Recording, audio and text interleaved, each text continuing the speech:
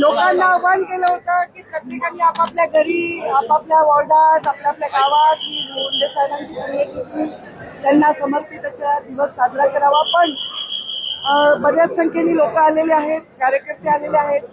बऱ्याच लोकांनी माझ्या आव्हानाचं पाळून आपापल्या ठिकाणी पुण्यतिथीचा कार्यक्रम घेत आहेत.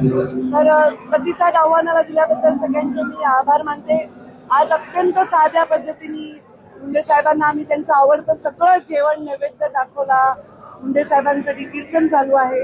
अत्यंत साध्या पद्धतीने आजचा दिवस आम्ही करतोय, कारण आज पेट्रोल, डिझेल आणि इंधनाचा जो प्रश्न आहे त्याच्यामुळे मोठ्या प्रमाणात आम्ही पुण्यतिथीचा कार्यक्रम नाही करतो. एक नवा सरकारने देखील घोषणा केला. काय नेमकं ते आता मी भाषणात सांगेन, मला अजून सुचलं नाहीये ते काय.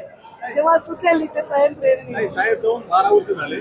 आज कुठल्या गोष्टींची कमी जाणवते की कुठली गोष्ट प्रत्येक गोष्टीत कमी जाणवते आम्हाला. प्रत्येक घासाला, प्रत्येक श्वासाला आम्हाला मुंडे साहेबांची कमी जाणवते. त्यांचं काय ते एक महात्म्य होतं की त्यांच्या जाण्यानंतर अजूनही तेवढाच आम्हाला त्यांच्याविषयी पोकळी जाणवते. ती पोकळी भरून निघू शकत नाही आमच्या आयुष्यात. सामाजिक तरी वाढली महाराष्ट्रात.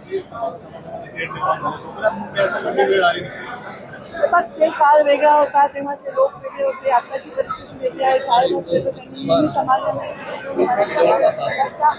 आणि त्यांच्या विचारावर वाचवर आहे हाच प्रयत्न शेवटच्या श्वासापर्यंत.